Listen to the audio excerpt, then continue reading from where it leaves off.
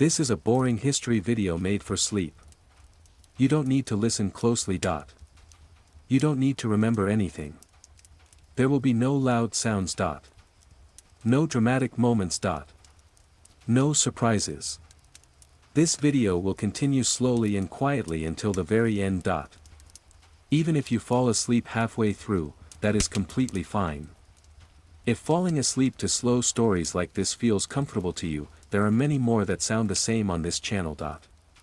Tonight may not be the last time. Tonight, we will simply spend some time in a quiet moment from the past. Nothing important is going to happen. Just let the words fade into the background. And now, we begin. Did you know that when archaeologists first excavated Mohenjo-Daro, they found skeletons scattered in the streets, some holding hands, as if death had claimed them mid-stride, yet there were no signs of weapons or a conventional war? This story takes you into the heart of the Indus Valley during its final 24 hours. You will walk through a city of unparalleled logic, where water flowed through hidden pipes and no palaces or temples dominated the skyline. We will explore the theory that Mohenjo-Daro wasn't ruled by kings, but by a collective of high priest scientists who harnessed powers we are only beginning to understand. You will witness the sunrise over the Great Bath and the silent, terrifying sunset that turned a thriving metropolis into a ghost of brick and salt. The sun did not rise over Mohenjo-Daro, it bled into existence, a heavy, amber orb pushing through a haze of dust and wood smoke. It was the final morning, though the bricks did not know it. The city was a masterpiece of right angles and baked clay, a grid of logic imposed upon the wild banks of the Indus River. High atop the citadel, the Great Bath lay still, its turquoise-tinted waters reflecting the pale sky. This was not a place for common bathing, but a ritual lung for the city, a place where the elite, the keepers of the flow, washed away the impurities of the physical world before engaging with the unseen.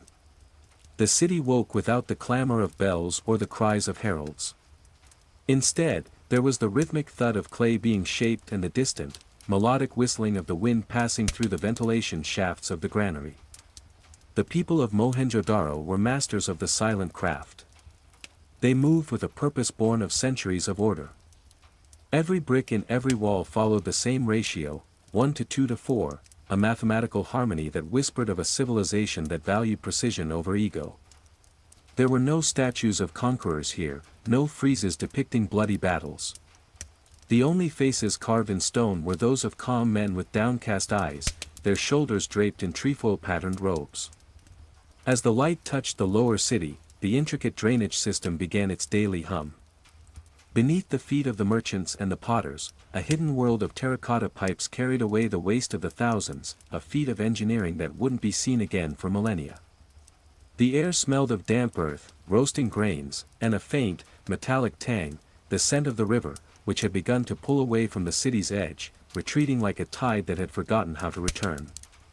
The elders stood on the western ramparts, looking toward the horizon where the river used to roar. The water was the city's lifeblood, its god, and its executioner. For weeks, the flow had turned sluggish, choked by silt and strange, pale salts that bubbled up from the drying earth. The ground itself felt feverish. To the casual observer, it was a prosperous morning in the greatest city on earth, but to those who understood the language of the soil, the heartbeat of Mohenjo-Daro was skipping a beat.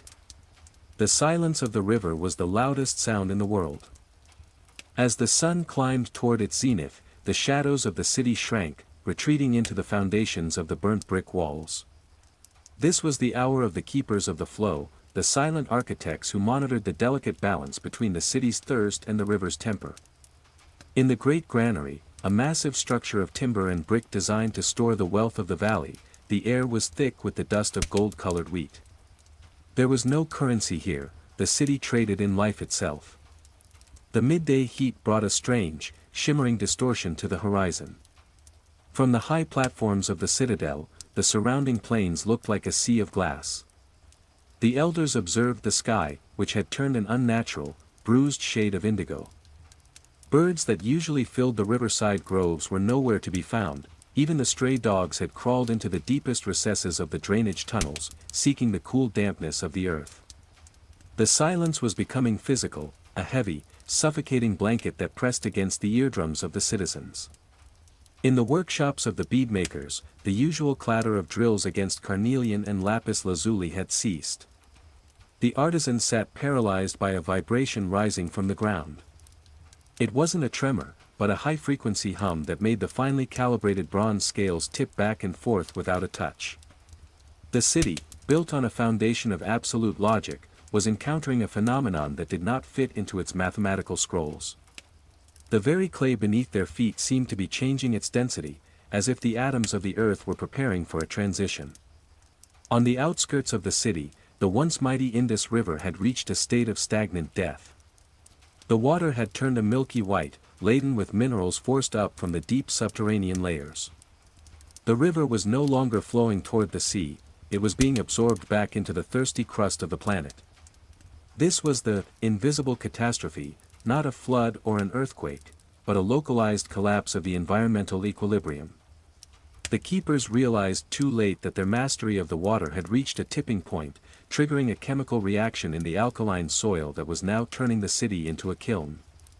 The heat continued to rise far beyond the limits of a summer noon. It was a dry, searing radiance that felt as though it were coming from within the bricks themselves. In the lower streets, people began to leave their homes, not in panic, but in a daze, drawn toward the open squares where the air might be thinner. They gathered in small groups, their skin glistening with sweat that evaporated instantly. There was no shouting, no chaos, only a collective, wide-eyed realization that the order they had maintained for 1,000 years was dissolving in the face of a cosmic anomaly.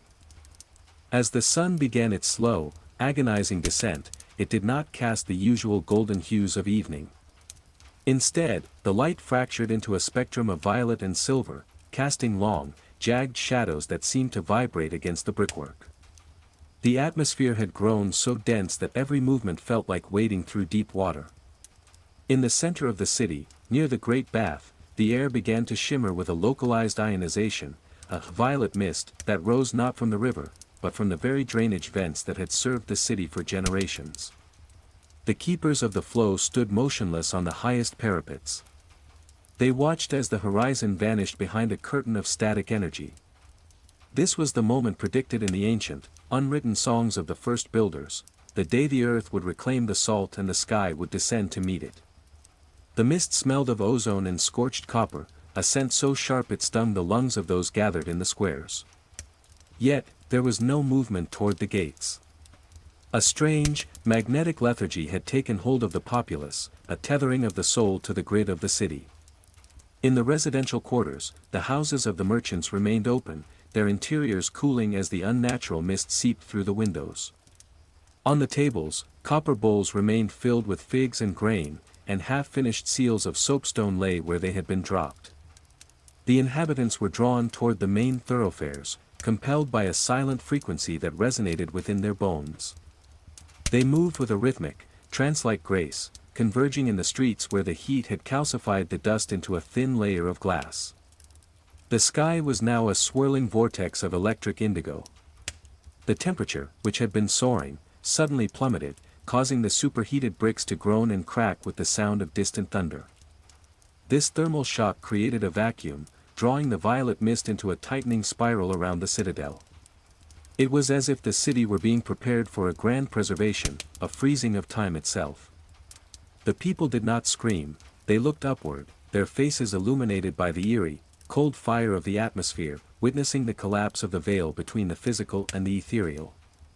As the first stars tried to pierce through the haze, the ground gave one final, deep thrum. The moisture in the air, the water in the pipes, and the blood in the veins of the citizens seemed to align with the city's geometric ley lines. The disappearance was not a flight of people from a dying land, but an atmospheric erasure. In that final hour of twilight, Mohenjo-Daro ceased to be a living hive and became a monument of salt and shadow, its people becoming part of the very architecture they had spent lifetimes perfecting. The transition from twilight to the deep of the night brought with it the night of glass. The temperature did not merely drop, it shattered. The thermal energy that had been stored within the thick, kiln-fired walls of the city began to radiate outward in a final, desperate pulse, meeting the icy descent of the ionized upper atmosphere. This clash of extremes created a phenomenon that defied the logic of the ancient world.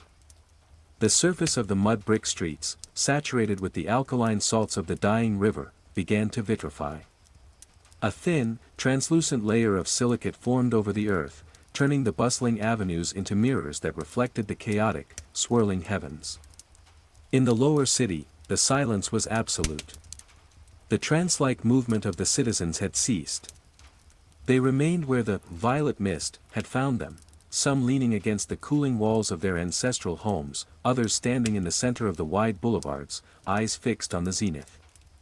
The magnetic pull had reached its peak, and for a heartbeat, gravity itself seemed to falter. The heavy copper tools in the smithies rose inches from their benches, suspended in a field of static grace, before falling back with a synchronized chime that echoed across the valley like a funeral knell for an era. The keepers of the flow, still atop the citadel, were the last to witness the city's physical reality before it was claimed by the desert's ghost. They saw the great bath, once the symbol of their purity and control, freeze into a solid block of milky glass, capturing the last ripples of the ritual water in eternal suspension. The intricate carvings on the city's seals, the unicorns, the bulls, and the mysterious scripts, seemed to glow with a brief, inner light, as if the knowledge they contained was being uploaded into the very stones of the foundation. As the midnight hour passed, a great wind arose, but it was not a wind of air, it was a wind of sand. The surrounding desert, sensing the collapse of the city's hydraulic shield, rushed inward. The dunes moved like predatory beasts, silent and relentless.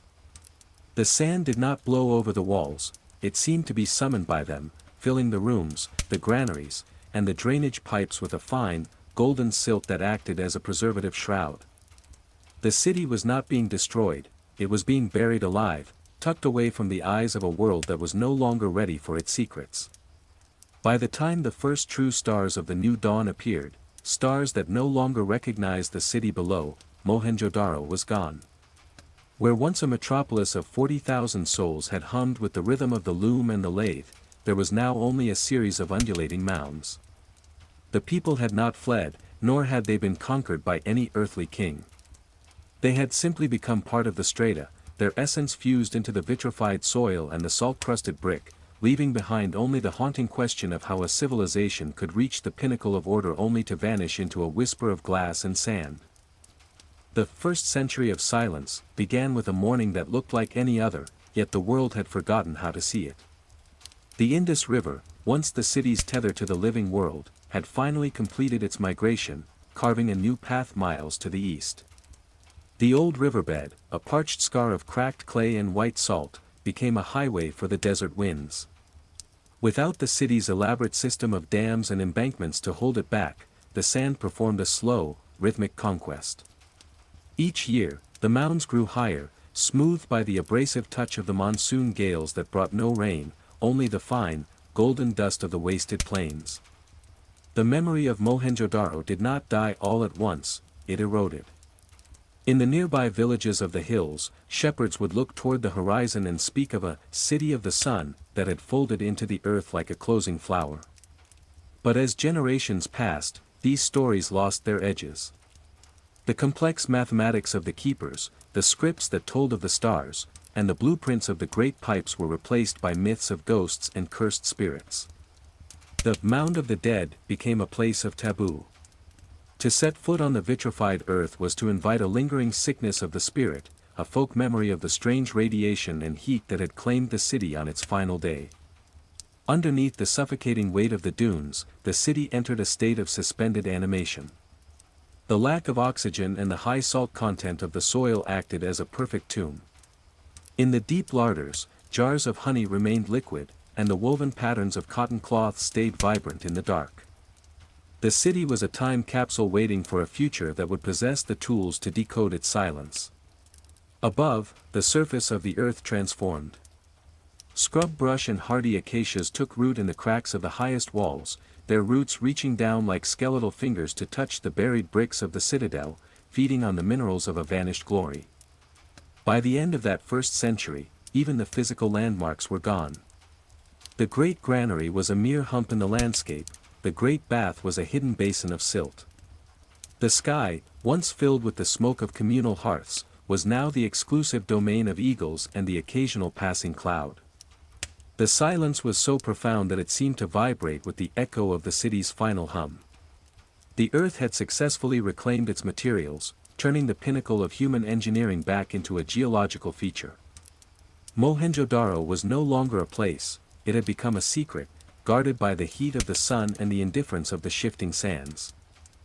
The century of the dust storms arrived like a slow, grinding millstone. The climate of the valley, once a lush cradle of life, had fully surrendered to the harsh whims of the shifting atmosphere. During this era, the winds became architects of revelation. Colossal cyclonic storms, fueled by the rising heat of the plains, would scour the landscape for days, moving millions of tons of silt in a single afternoon. It was during one such cataclysmic event that the citadel of Mohenjo-Daro, the highest point of the buried world, was briefly stripped of its earthen shroud, exposing its red brick skeleton to the sun for the first time in 1,000 years. Medieval travelers, moving in caravans along the distant fringes of the silk routes, looked toward the horizon and saw what appeared to be a ghost city rising from the haze. The exposed towers did not look like the works of men, they were too straight, too precise, and lacked the ornamentation of the kingdoms they knew. To the wandering merchants, these were the pillars of the jinns, structures built by spirits before the great flood. They spoke of walls that felt unnaturally cold even in the noon heat and of streets that ran so straight they seemed to point toward specific stars. But these glimpses were fleeting. No sooner had the wind revealed the city than the subsequent storm would bury it again, as if the earth were jealous of its prisoner. Beneath the surface, the city's internal pressure was changing. The weight of the accumulated sand had compacted the structures, sealing the lower chambers with a density that rivaled solid rock. In the great granary, the wooden beams had long ago carbonized into a substance as hard as ebony, supporting the massive weight of the mounds above without buckling. The air in these deep pockets remained ancient, a preserved sample of the atmosphere from the day that the violet mist descended. If one could have breached those walls, they would have smelled the ghost of wood smoke and the sharp, metallic tang of the Copper-Age dawn. The city's influence, however, extended beyond its physical walls. The strange magnetic anomalies continued to baffle the local tribes. Compasses, rudimentary as they were, would spin wildly when brought near the mounds, and the stars seemed to align with the buried street grid with terrifying accuracy. This led to the creation of new legends, that the city was a map of the heavens laid out on the ground, and that the Mound of the Dead was a gateway where time moved slower than in the world outside. The city was no longer just a ruin, it had become a localized distortion in the fabric of the valley's reality. By the end of this century, the storm subsided, leaving the mounds even more isolated than before. The brief reappearance of the towers faded into the realm of travelers' tall tales, dismissed by scholars in far-off lands as heat mirages or the delusions of thirsty men. Mohenjo-Daro withdrew once more into its silent, sandy fortress. It was a masterpiece waiting for a different kind of mind, not one of myth and wonder, but one of science and measurement, to eventually peel back the layers and confront the impossible logic of its existence. The age of the salt seep marked a period where the city's internal chemistry began to bleed into the external world. Mohenjo-Daro was no longer merely a passive resident of the earth, it was an active mineral heart. Deep within the buried drainage systems, the combination of stagnant minerals, the lack of oxygen, and the intense pressure of the mounds triggered a slow, relentless capillary action. Pure, white salts began to rise through the brickwork, drawn toward the surface by the searing heat of the sun above. This wasn't ordinary salt. It was a concentrated alkaline discharge that crystallized into strange, jagged formations atop the mounds. To a distant observer, the hills appeared to be capped with snow, even in the blistering heat of the Indus summer. This white plague sterilized the ground for miles around. Vegetation that had dared to take root, the hardy acacias and the desert scrub, withered and died, their roots choked by the brine. The city was creating its own exclusion zone, a bleached wasteland that warned all living things to keep their distance. Beneath the crust, the city's architecture was undergoing a process of mineralization. The very bricks, originally fired in the great kilns of the Copper Age, were absorbing the salt-heavy groundwater, turning from clay into something resembling stone. This process, known to modern science as salt weathering, was actually acting as a preservative for the city's structural integrity. The salt filled the microscopic pores of the bricks, creating a rigid, crystalline skeleton that prevented the massive weight of the shifting dunes from crushing the hollow chambers and streets below. The chemical reaction also produced a peculiar atmospheric effect. On humid nights, the interaction between the salt-encrusted mounds and the moisture in the air created a faint, phosphorescent glow. The mounds would shimmer with a ghostly, pale light, a phenomenon that local nomads called the breath of the ancients. They believed the city was inhaling the moon and exhaling the souls of those who had stayed behind. In reality, it was the city's final technological gasp, a battery of salt and earth discharging its remaining potential into the dark sky. By the end of this era, the landscape of the valley had been permanently altered. The Mound of the Dead sat at the center of a white, crystalline eye, a geometric anomaly in a sea of shifting beige sand. The river, now far away, could no longer wash the salt back into the sea. Mohenjo-Daro had become a self-contained island of chemistry, a silent monument to a civilization that had mastered the flow of water, only to be consumed by the minerals that water left behind. It was a masterpiece of unintended consequences, waiting for the arrival of the first modern surveyors. The arrival of the surveyors occurred in a century of steam and steel, far removed from the silent logic of the Bronze Age. The first modern eyes to rest upon the mounds did not belong to seekers of gold, but to men of measure. They were officers of the British Raj, tasked with mapping the wastelands of the Sindh province. To them, the landscape was a puzzle of logistics, yet when they approached the Larkana district, the instruments of their trade, the brass theodolites and the magnetic compasses, began to behave with the same erratic pulse that had terrified the nomads of antiquity. The lead surveyor, a man trained in the rigid schools of European geology, climbed the highest mound, his boots crunching through the brittle, white salt crust. He expected to find a natural hillock, a mere heap of river silt. Instead, after kicking away a layer of loose dust, he saw it, a sharp, red brick corner, perfectly square, emerging from the earth like a bone through skin. It was a 1:2:4 ratio brick, a mathematical signature left by a people who had vanished 4,000 years prior. He knelt, clearing the dirt with his gloved hands, revealing a wall that ran straight into the heart of the mound with an accuracy that rivaled the railway lines he was there to plan. The silence that followed was heavy. The surveyor looked out over the surrounding white wasteland and realized he wasn't standing on a hill, but on the roof of a buried world. He noted in his logbook that the ground felt unusually resonant, as if he were walking over hollow vaults. He did not yet know of the Great Bath or the Priest King, but he felt the weight of the order beneath his feet. The city, which had spent millennia as a geological ghost, was officially transitioning back into the realm of human history. However, the earth did not give up its secret easily. As he attempted to dig further, the salt seep caused his iron tools to rust within hours, a chemical warning from the city that it was not yet ready to be awakened. News of the brick mounds traveled slowly back to the offices of the Archaeological Survey of India. The officials were skeptical, believing it to be a minor outpost of some medieval fort. They could not conceive of a city that predated the Roman Empire, yet possessed a drainage system superior to many 19th-century London slums. The surveyor left a small stone marker atop the mound, a tiny lighthouse of modern claim on an ancient sea. As his party retreated into the haze of the plains, the city seemed to settle back into its trance-like state, the red bricks glowing momentarily in the sunset as if acknowledging that the long wait for a witness was finally over. The era of the first trench began not with a roar, but with the rhythmic, scraping sound of small trowels.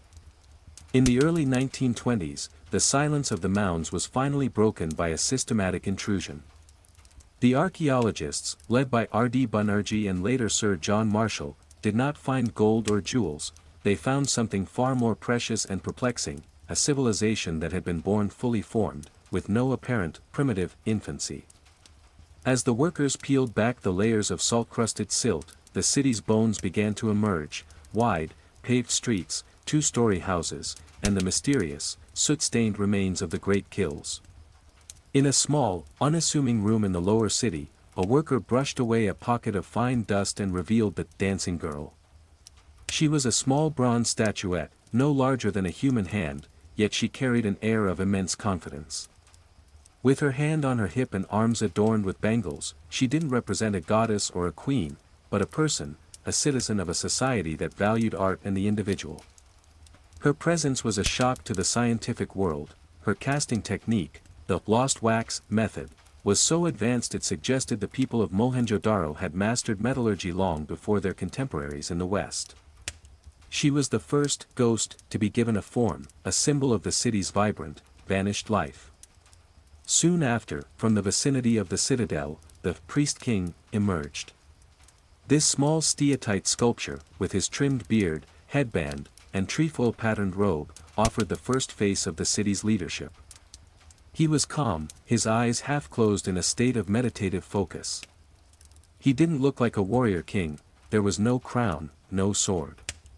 He looked like a scientist, a man of the flow.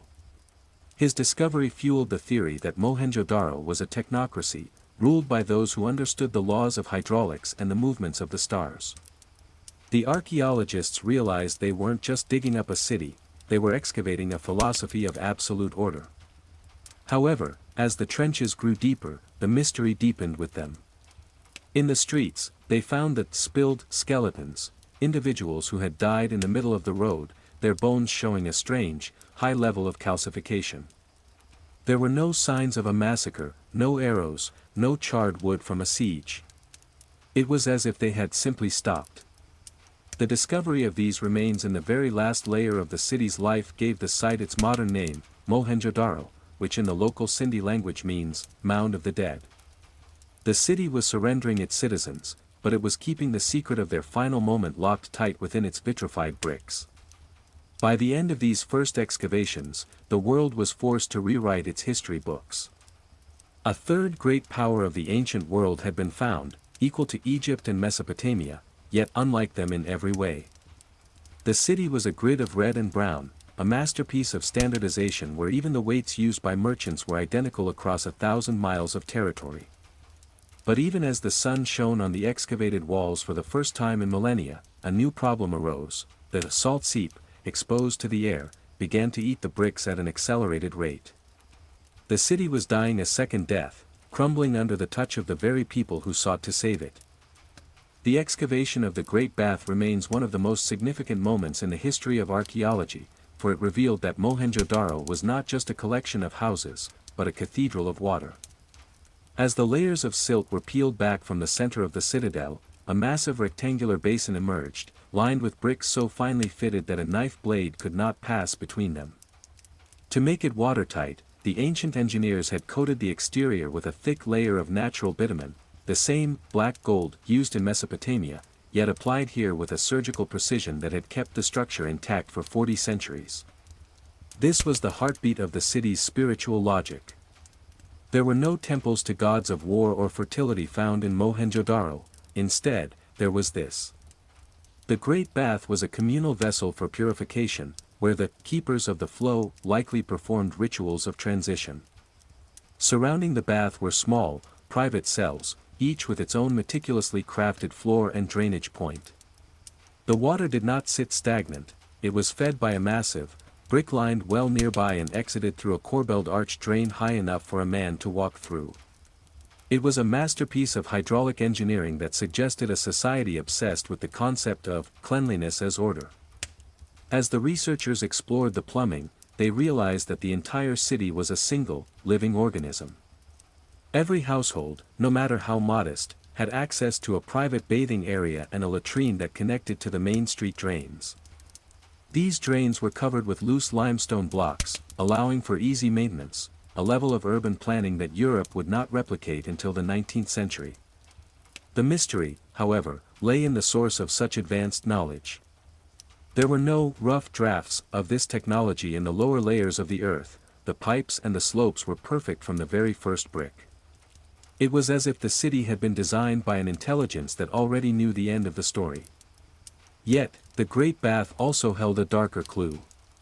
In the final layers of sediment at the bottom of the basin, the archaeologists found a strange, green-tinted silt, rich in the same radioactive isotopes that had been hinted at by the vitrified night of glass. The water, which was supposed to bring life and purity, had eventually become the carrier of the city's doom. The salt that now crusted the walls was not just from the earth, it was the residue of a river that had turned toxic. The flow had failed, and the very system designed to keep the city pure had become the conduit for its extinction. As the sun set over the excavated basin, the red brick seemed to soak up the light, turning the great bath into a pool of crimson shadow. The scientists stood on the rim, looking down into the empty tank, realizing that they were not just looking at a pool, but at a cooling system for a civilization that had run too hot. The city was a machine of logic, and the great bath was its radiator, now cold, dry, and filled with the haunting echoes of a people who believed they could master the elements forever. The excavation reached a silent wall of a different kind, the script that cannot be read. Scattered throughout the residential blocks and near the administrative centers, archaeologists uncovered thousands of small, square soapstone seals. These weren't mere decorations, they were the passports of the ancient world. Each seal featured an exquisite carving of an animal, the majestic humped bull, the elephant, the rhinoceros, and most notably, a mysterious one-horned creature often called the unicorn, topped by a series of enigmatic symbols. This script remains the greatest unsolved puzzle of the Bronze Age. Unlike the hieroglyphs of Egypt or the cuneiform of Mesopotamia, the Indus script has no Rosetta Stone. There are over 400 distinct signs, a number too large for an alphabet but too small for a purely picture-based language. They appear in short bursts, usually 5 or 6 characters at a time, etched with a surgical precision that suggests a highly standardized bureaucracy. The keepers of the flow likely used these to track the movement of grain, cloth, and copper, ensuring that the city's mathematical balance was maintained across its vast trade network reaching as far as the Persian Gulf. As the researchers catalogued these seals, they noticed a chilling pattern. In the deepest, oldest layers, the symbols were fluid and varied. But in the final layer, the one preceding the night of glass, the script became rigid, repetitive, and almost mechanical.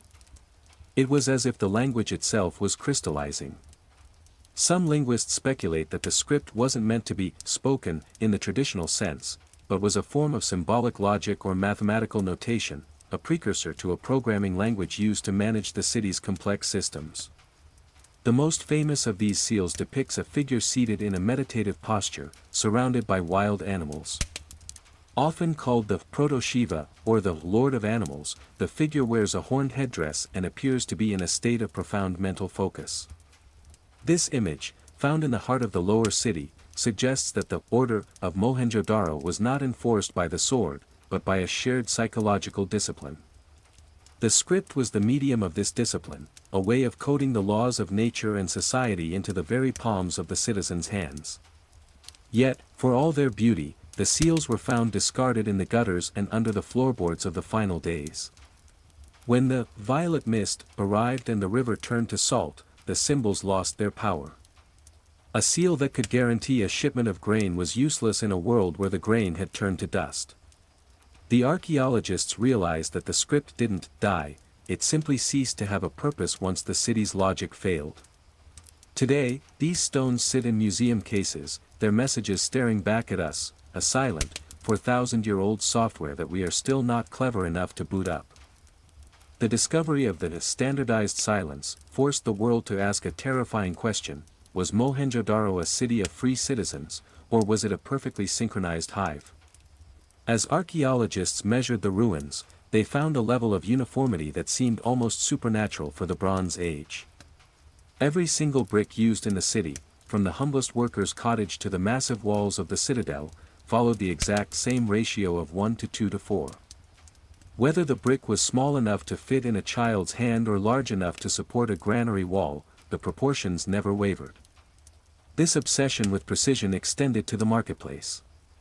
The weights found in the ruins were not just similar, they were identical.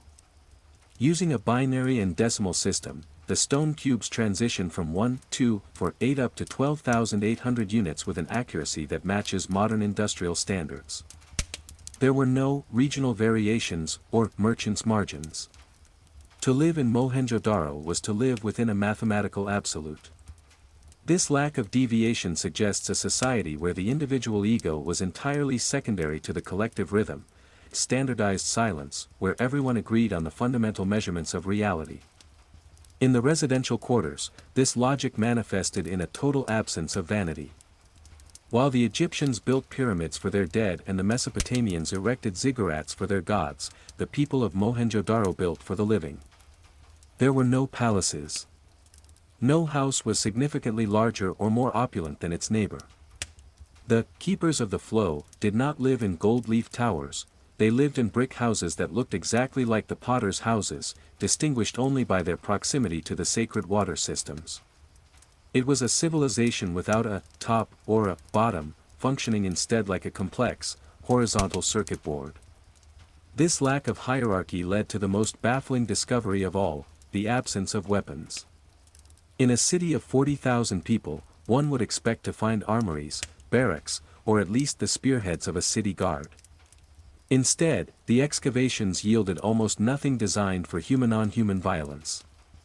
There were no scenes of war on the seals, no skeletons with traumatic head wounds from maces. The city didn't have walls to keep out enemies, it had walls to keep out the river and the wind. They were a people who had seemingly solved the problem of war through the sheer force of their shared, logical discipline. However, as the sun crossed the meridian of the city's final day, this very lack of flexibility became a trap. A society built on a perfect, rigid grid cannot easily adapt when the grid begins to warp. When the river changed its course and the violet mist began to thin the air, there were no rebels to suggest a new way of living, and no kings to command a mass exodus. They simply waited in their standardized rooms, surrounded by their standardized weights, trusting in a system that had no protocol for its own collapse. The standardized silence was the city's greatest strength, but in the end, it was the silence of a machine that had finally run out of power. The shadow of the granary loomed over the city's final hours like a silent witness to a slow-motion catastrophe. This massive structure, built on a colossal brick platform 50 meters long, was the central bank of Mohenjo-Daro. But they didn't store gold, they stored life, millions of bushels of wheat and barley. The design was a marvel of ventilation, with narrow air passages beneath the timber floors to prevent the grain from rotting in the humid river air. It was the absolute guarantee of the city's survival, a physical manifestation of their belief that they had conquered the unpredictability of nature. However, as archaeologists excavated the deepest reaches of the granary's foundations, they found something chilling. In the layers corresponding to the final century, the grain didn't just disappear, it changed. The seeds became smaller, shriveled, and increasingly contaminated with the same white alkaline salts that were poisoning the river. The keepers of the flow were no longer measuring abundance, they were managing a famine. The granary, once full to the rafters, had become a hollow shell, its timber beams groaning under the weight of an empty promise. On that last day, the shadow of the granary stretched across the citadel like a sundial pointing toward zero. The people gathered in its shadow, but there was no bread to be distributed. The surrounding fields, which for generations had been the most fertile on earth, had turned into a salt waste. The intricate irrigation canals, the pride of the city's engineers, were now carrying a toxic slurry that choked the crops. The logic of the city required a constant input of energy and food to maintain its perfect grid, and once that flow was severed, the social fabric didn't just tear, it dissolved. The terrifying evidence of this failure lay in the discarded strata. Near the granary, researchers found thousands of broken pottery vessels, all identical, shattered in heaps. It appeared that the communal feeding systems had broken down. People were no longer eating from the standardized plates of the state, they were foraging, desperate and uncoordinated. Yet, even in this state of starvation, there was no evidence of a riot. There were no scorched marks on the granary walls from torches, no signs that the hungry had tried to break down the doors of the elite. The city stayed orderly even as it starved. The inhabitants simply sat in the shadow of their great monument to planning, watching the violet sky, their stomachs empty and their faith in the flow unshaken. They were waiting for a mechanical solution to a biological end. When the wind finally began to blow the sand into the empty grain bins, it wasn't burying a city in revolt, but a city that had followed its own rules until there was nothing left to measure. The granary, designed to preserve life, became the first great tomb of the city's final afternoon. The mystery of the skeletons is perhaps the most haunting chapter of the Mohenjo-Daro saga, for it is here that the abstract logic of the city meets the cold reality of human bone. When the excavators reached the final occupation level, the layer of earth that saw the last light of the sun, they found something that defied all archaeological norms of the time. In a city of 40,000 people, they did not find a mass grave or a cemetery of the sick. They found people who had died where they stood, scattered across the streets like fallen leaves. In one particular alley, a group of 9 skeletons was discovered, including 5 children. They were not huddled in a defensive circle against an invader, nor were they tucked into beds. They were found in the middle of the thoroughfare, their positions suggesting they had been walking toward the citadel when they were simply stopped. Most strikingly, 2 of them were found holding hands. There were no marks of blades on their ribs, no crushed skulls from stones. They were intact, their final gesture of human connection preserved in the salt-heavy silt for 4 millennia. As the scientists analyzed the remains, a deeper anomaly emerged.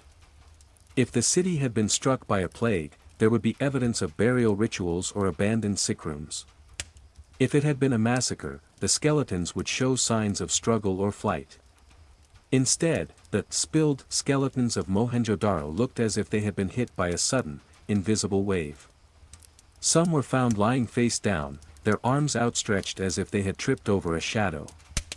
Others were found slumped against the walls of their houses, as if the energy required to remain upright had been instantaneously withdrawn from the world. This led to the controversial instantaneous end theory. The high level of calcification and the strange, vitrified state of some nearby bricks suggested a localized burst of immense heat or atmospheric pressure. On that final afternoon, as the violet mist thickened, the citizens didn't flee because there was nowhere to go where the air was still breathable. They walked until their hearts rhythmically synchronized with the failing pulse of the city, and then, as the magnetic field reached its breaking point, they simply lay down. The Mound of the Dead was thus named because it felt less like a ruin and more like a photograph.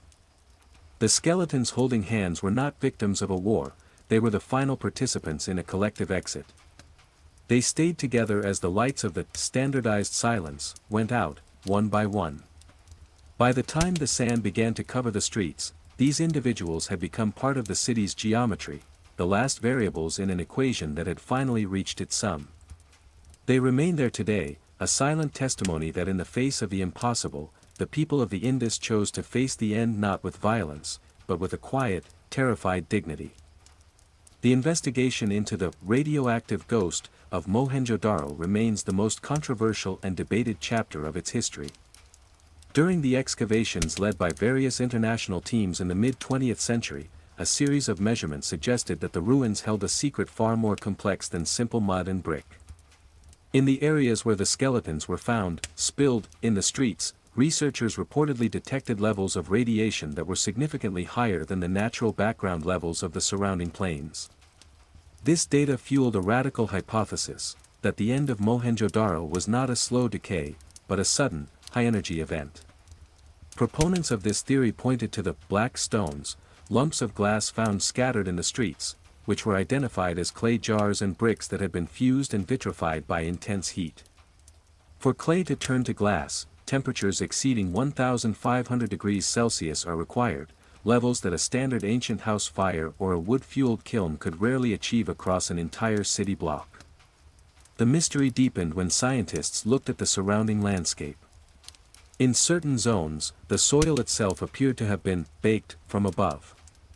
This led to speculative theories about the violet mist being more than just a weather phenomenon. Some researchers proposed that the keepers of the flow had harnessed a form of atmospheric energy or had tapped into a natural, geological reactor beneath the Indus Valley. If the city's sophisticated grid was designed to conduct this energy, a sudden malfunction or an atmospheric overload could have turned the city's drainage and water system into a massive, glowing circuit that eventually shorted out with the force of 1,000 suns. Critics, however, argue that these radiation readings were either misinterpreted or the result of natural deposits of uranium in the Himalayan silt brought down by the river. They suggest that the glass was simply the byproduct of localized pottery kilns that had collapsed. Yet, this does not explain the sheer scale of the vitrification found at the site's highest point. The radioactive ghost remains an anomaly, a whisper of a technology that doesn't fit the timeline of human development. On that final afternoon, as the city's heart skipped its last beat, the air may have become ionized to the point of lethality. The citizens wouldn't have seen a bomb, they would have seen the sky turn into a blinding mirror and felt the heat that came from the very air they breathed. Whether it was a natural cosmic event or a catastrophic failure of ancient science, the radioactive ghost left a mark that even 4,000 years of salt and sand could not fully erase. The city didn't just stop, it was switched off by a power that contemporary science is still struggling to define. The vanished forest serves as a sobering reminder that even the most logical civilizations can fall prey to their own appetites. To build a city of millions of bricks, all fired to a standardized hardness, Mohenjo-Daro required an ocean of fuel.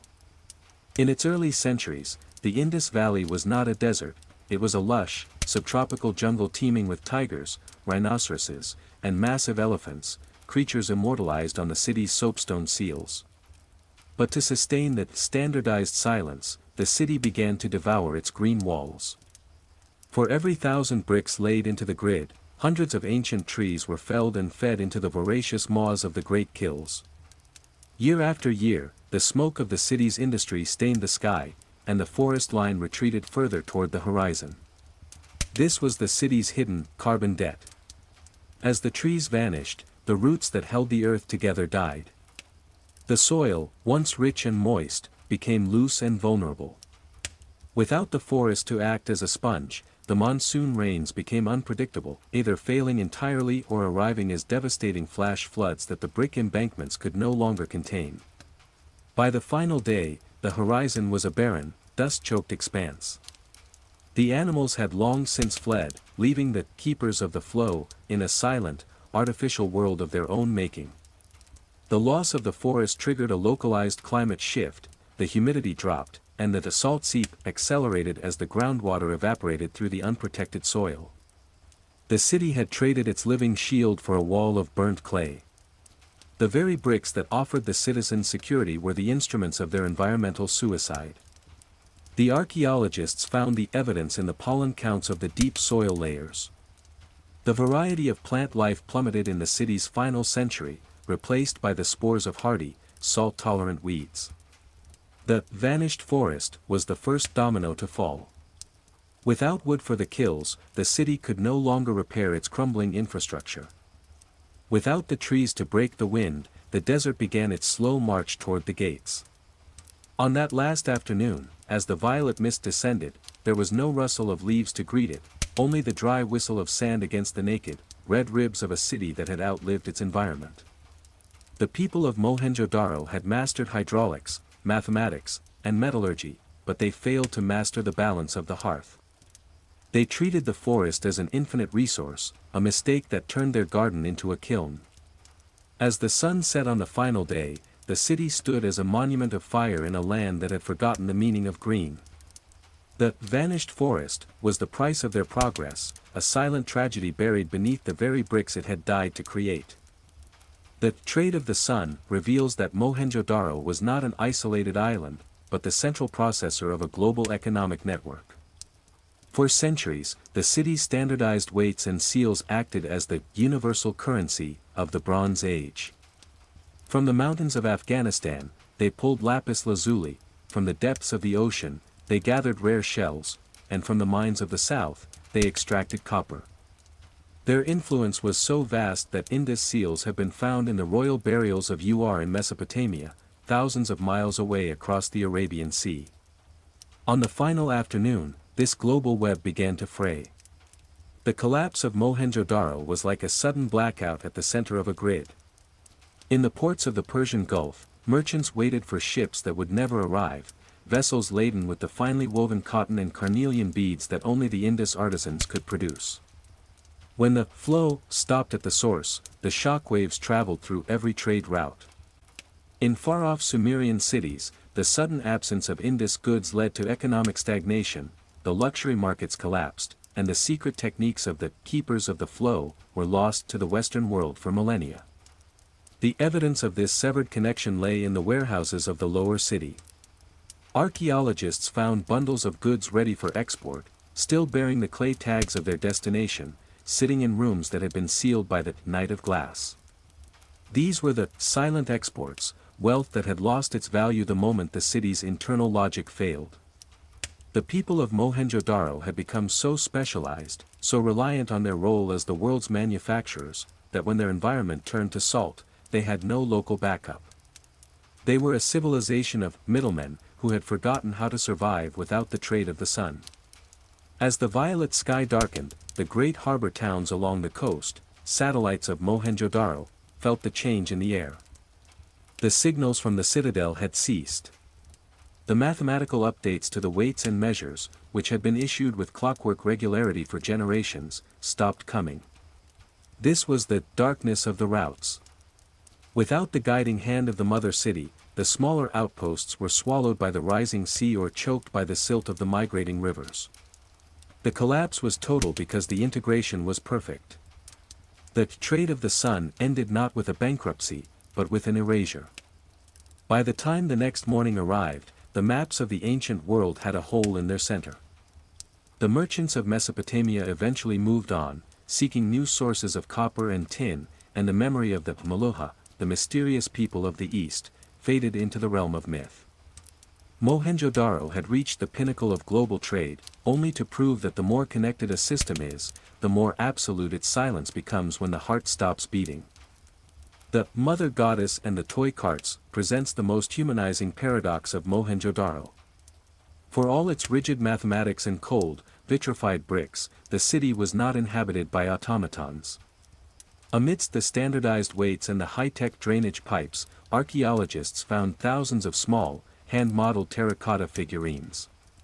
These mother goddesses, with their elaborate fan-shaped headdresses and multiple necklaces, suggest that beneath the layer of scientific logic, there remained a primal, nurturing heartbeat. This was a society that balanced the flow of the river with a reverence for the fertile earth. Perhaps even more moving were the discoveries in the smaller, residential rooms, tiny terracotta bowls with yokes and miniature carts with rotating wheels. These were toys, exact replicas of the full-sized ox carts that rumbled through the city's grid.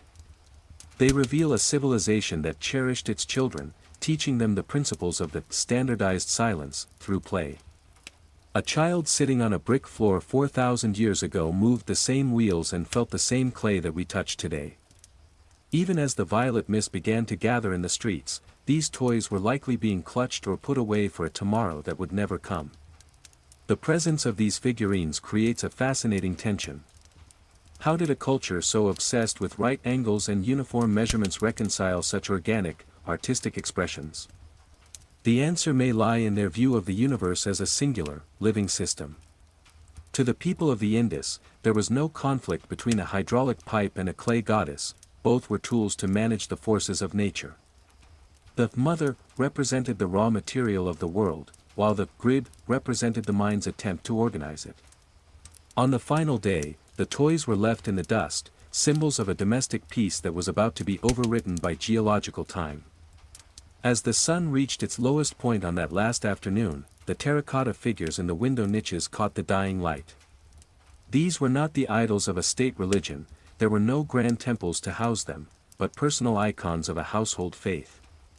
When the magnetic pulse of the night of glass finally stilled the city, the mother goddesses remained in their corners, watching over empty rooms. They were the silent witnesses to the fact that Mohenjo-Daro wasn't just a machine of logic, it was a home. The toys and the figurines remind us that the Mound of the Dead was once a place of laughter and lullabies, silenced not by choice, but by the collapse of the very world they had so carefully modeled in clay. The deep wells of knowledge were the city's crowning achievement and its ultimate undoing. While the rest of the ancient world relied on the mercy of the rains or the seasonal flooding of rivers, the people of Mohenjo-Daro looked downward. They were the first civilization in history to master the art of the deep-bore well. Throughout the city, archaeologists have mapped over 700 brick-lined wells, some reaching staggering depths to tap into the subterranean aquifers.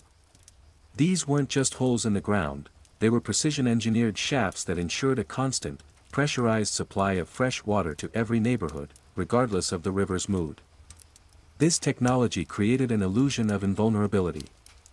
Because they could pull water from the dark veins of the earth, the citizens felt detached from the environmental cycles of the surface. But water is never truly free. As the keepers of the flow drew millions of gallons to feed the Great Bath and the city's elaborate cooling systems, they were inadvertently changing the chemistry of the soil. The deep water was rich in dissolved minerals and ancient salts. When this water reached the surface and evaporated in the searing sun, it left behind a microscopic layer of alkali. Over centuries, this deep knowledge resulted in the slow, invisible poisoning of the very land that supported the city's foundations. On the final day, the wells began to scream.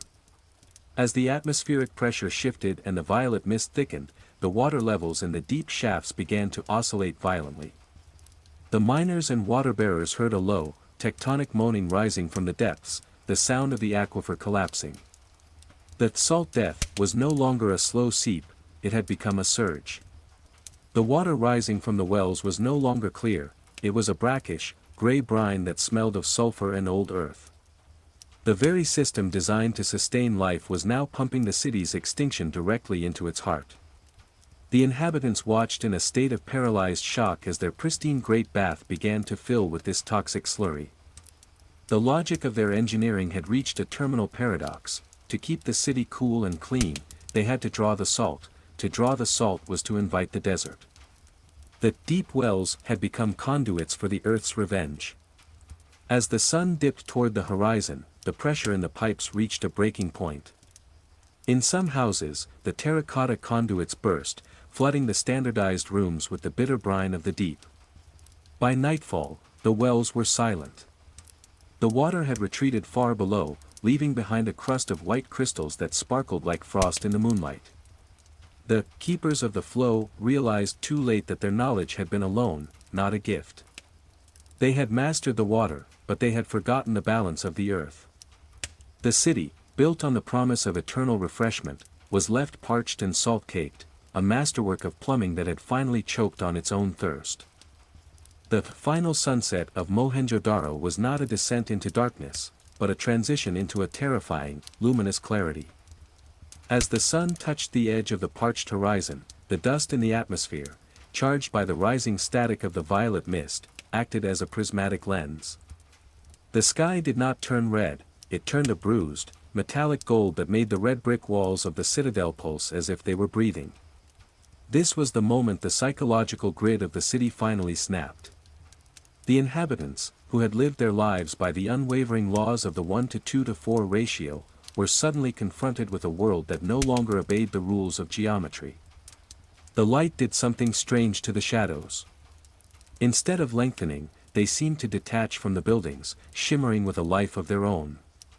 In the main squares, thousands of people stood in absolute, standardized silence. There was no panic, no weeping. The psychological discipline of the Indus people, honed over a millennium of order, manifested as a collective, meditative trance. They watched as the sun, distorted by the ionized air, appeared to square its edges, mimicking the very bricks of their homes. It was a cosmic irony, the universe was finally reflecting the rigid logic of the city, just as that logic was about to be erased. In this final hour of light, the keepers of the flow abandoned their instruments.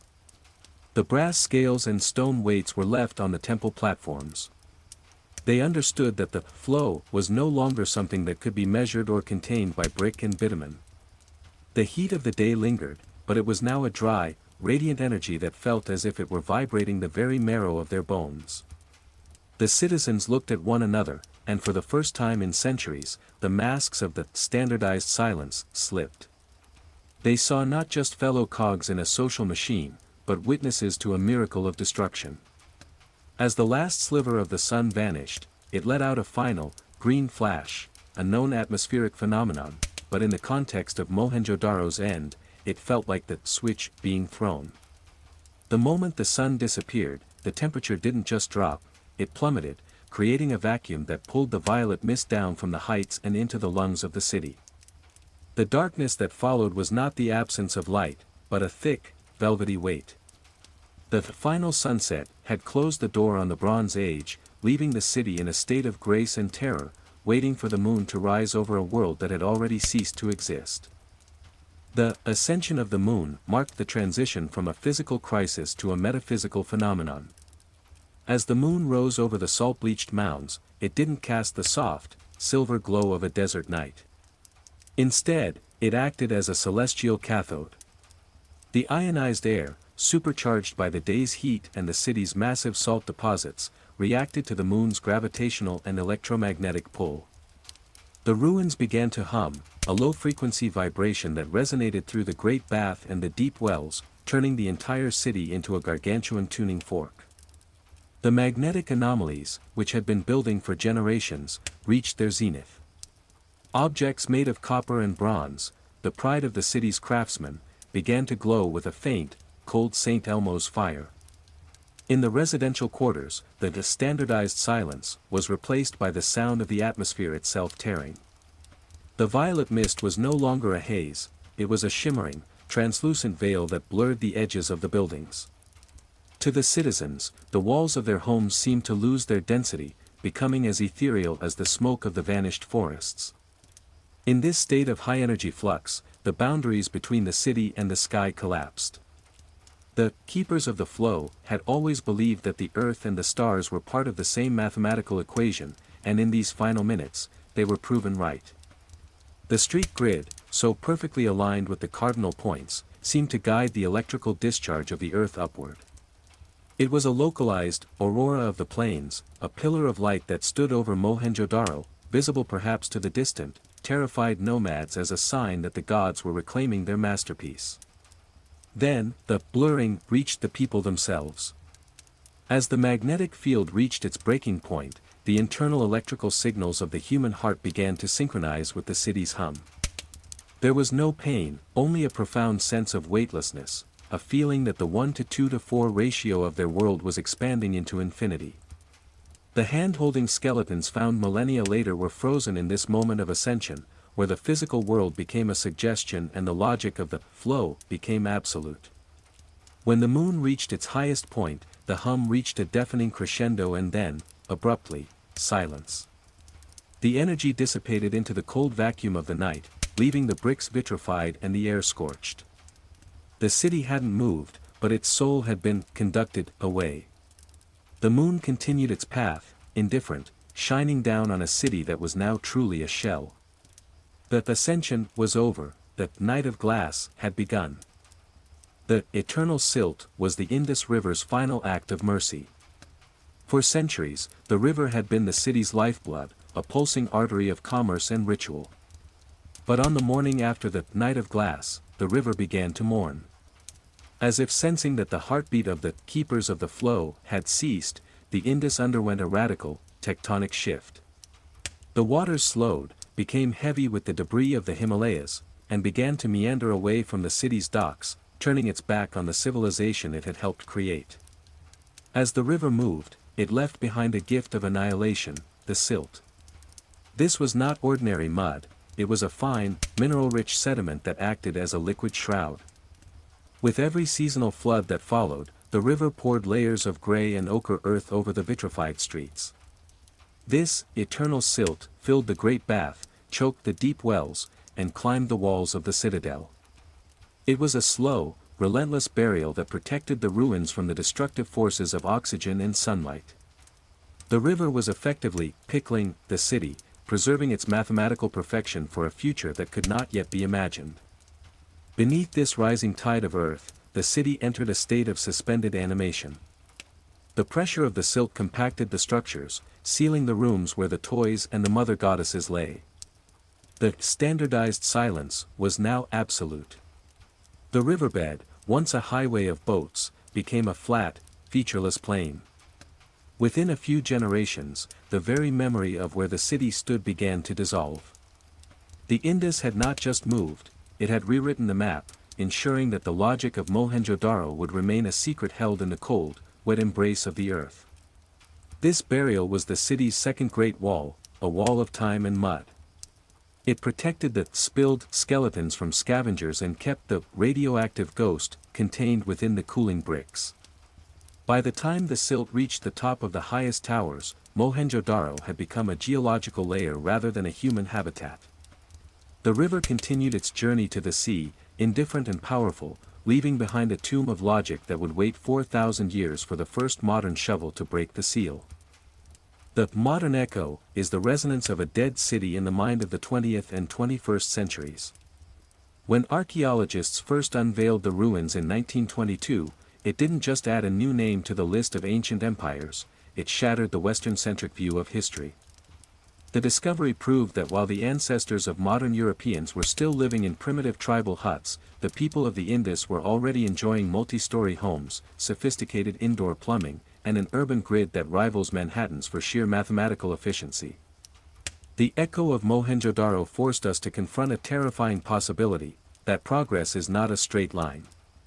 We realized that a civilization can reach the pinnacle of scientific and social order, master its environment, and then simply vanish, leaving nothing but night of glass and salt-cake bricks. The modern echo is the chilling reminder that our own steel and silicon cities are subject to the same laws of the flow. If the Indus people, with all their standardized perfection, could be swallowed by a shift in the river and a change in the air, so can we. Today, the city continues to speak to us through the data. Modern urban planners study the drainage systems of the Mound of the Dead to understand how to manage heat and water in arid climates. Artists and philosophers look to the dancing girl and the priest king to find the roots of human dignity and calm in the face of collapse.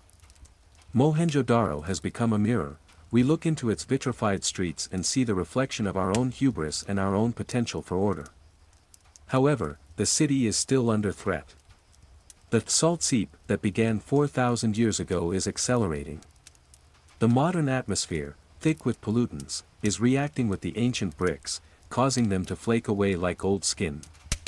We are in a race to decode the Indus script before the physical medium it is written on turns back into dust. The modern echo is a call to action, a plea from the keepers of the flow to understand the balance of nature before the violet mist of our own making begins to gather. While the rest of the world was barely learning to mix metals, the masters of Mohenjo-Daro operated with knowledge that seemed centuries ahead of its time. They didn't just melt copper, they created alloys with a chemical purity that could rival industrial standards of the early 20th century. In their workshops, archaeologists found mirrors, perfectly polished bronze discs that provided a reflection so clear it seemed to capture not just light, but the very essence of the observer. These mirrors were not for vanity. The keepers of the flow likely used them in a complex system of light signaling. Positioned atop the citadel's towers, they turned sunlight into a language, an optical communication network that pulsed through the city. On the day the violet mist arrived, these mirrors might have captured a flash too bright for the human eye. Some findings show the surfaces of these disks melted on the side facing the sky, as if the sun had momentarily become an enemy, searing its own reflection into the metal. Mohenjo-Daro was the first city in the world to truly clothe humanity in cotton. But their textiles were not chaotic. Every pattern on their garments, such as those seen on the priest king statue, repeated fractal structures of nature, trefoils representing the unity of earth, water, and sky. This was not mere fashion, it was a visual extension of the city's grid. When the flow began to fade, the looms were the first to fall silent. In the sealed layers of silt, archaeologists found fiber residues preserved only because they had been saturated by the very salts that killed the city. These fabrics were so fine that ancient Greeks later called Indian cotton woven wind. In the final hours, the citizens wrapped themselves in these snow-white cloths, as if preparing to become part of the salt landscape advancing from the desert. Researchers noticed that the main thoroughfares of Mohenjo-Daro were oriented precisely with the stars. The main street pointed toward the spot where, 4,000 years ago, the star Aldebaran would rise. The city was built not just on the ground, but as a terrestrial projection of the cosmos. The keepers believed that if they could replicate celestial order in brick, time inside the walls would flow differently. This astronomy of the deep meant every home had its place in a stellar catalogue. When the final cataclysm arrived, many believed it was not an end, but an alignment, a moment when the city's earthly matrix was to merge with the celestial one. This explains the absence of panic. The people weren't waiting for death, but for a transition into another state of being dictated by the movement of the planets above. The most radical theories regarding Mohenjo-Daro's destruction point toward the sky. In ancient Sanskrit epics like the Mahabharata and the Ramayana, there are descriptions of vimanas, flying chariots that carried weapons of the sun and left behind clouds of incandescent smoke. While mainstream archaeology dismisses these as myth, the physical evidence at Mohenjo-Daro, the vitrified bricks and the night of glass, perfectly matches the descriptions of these celestial battles. Proponents of the ancient astronaut or advanced prehistoric technology theory suggest that the keepers of the flow were not just masters of water, but guardians of an atmospheric energy harvested by the city's towers. The shadow of Garuda refers to a moment where this technology may have been turned against the city or suffered a catastrophic overload. The violet mist could have been an ionized plasma trail left by a high-altitude event. If Mohenjo-Daro was part of a global network of power cities, its sudden erasure may have been a surgical strike in a conflict we have no written record of, leaving only scorched earth and legends of winged gods. Recent studies in archaeoacoustics suggest that the Great Bath and the surrounding halls were designed for more than just silence. The specific dimensions of the rooms and the density of the fired bricks created a unique acoustic resonance. When certain frequencies were hummed or chanted, the entire citadel acted as a giant resonator. The keepers may have used sound frequency to maintain the structural integrity of the city or to keep the flow of the river synchronized with the needs of the people. On the final night, it is theorized that a discordant note, perhaps a seismic hum or a sonic boom from the sky, shattered this resonance. The vibration became so intense that it vitrified the sand and cracked the foundations of the deep wells. The city didn't just fall, it literally vibrated out of existence. In the deepest, most secure vaults of the citadel, archaeologists found strange, charred remains that didn't look like grain or wood. They appeared to be the remnants of copper-plated sheets that had been fused together. Many believe these were the city's great archives, books of metal that contained the secrets of their hydraulic engineering, their star maps, and the true meaning of the Indus script. Because copper is an excellent conductor, these archives were the first to be destroyed during the Night of Glass. The intense heat turned the city's wisdom into a melted, unrecognizable slag. We are left with only the broken toys and the standardized weights, while the complex calculations that allowed Mohenjo-Daro to thrive for 1,000 years were evaporated in a single heartbeat. The silence of the city is not because they didn't write, but because their books were made of the very conductor that invited the lightning. When the flow finally ceased and the city became a tomb of salt, not everyone perished. A small percentage of the population, those on the outskirts or those who heeded the final warning of the keepers, began a slow, desperate exodus. But they didn't leave as conquerors, they left as refugees of a fallen logic. They moved eastward toward the Ganges and southward into the Deccan Plateau, carrying with them the ghosts of Mohenjo-Daro's technology. However, a strange phenomenon occurred. Deprived of the centralized, standardized silence and the power of the citadel, their knowledge began to degrade. The complex plumbing became simple terracotta pipes, the precise 1:2:4 bricks became irregular sun-dried blocks. They became the ghost ancestors of the later Vedic civilizations.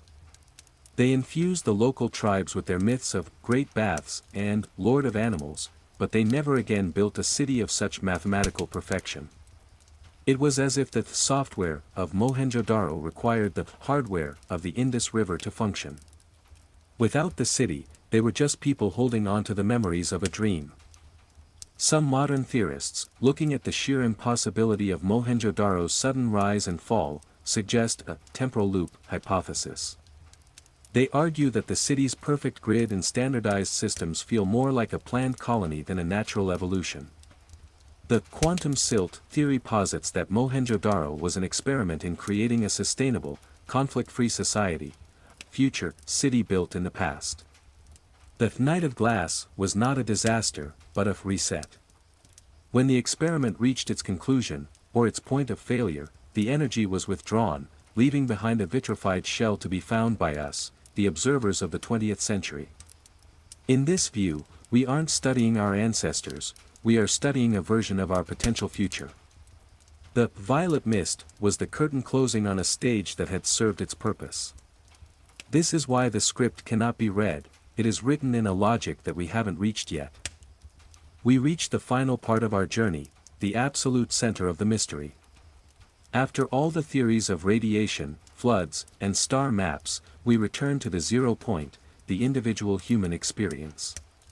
In the very last second of Mohenjo-Daro's life, as the ascension of the moon reached its peak, a single person in a standardized room likely looked at a standardized weight and realized it no longer felt heavy. The gravity of the world shifted. The standardized silence became a standardized light. The city didn't die from a lack of water or a surplus of salt, it died because it reached its sum. Every calculation had been made, every brick had been laid, and every ritual of the flow had been completed. Mohenjo-Daro was a completed equation. As the light from the vitrifying sky filled the rooms, the citizens didn't close their eyes in fear. They became part of the 1:2:4 ratio forever. They are still there, in the gaps between the bricks, in the resonance of the wells, and in the salt that sparkles on the mound, a civilization that reached 0 and found eternity.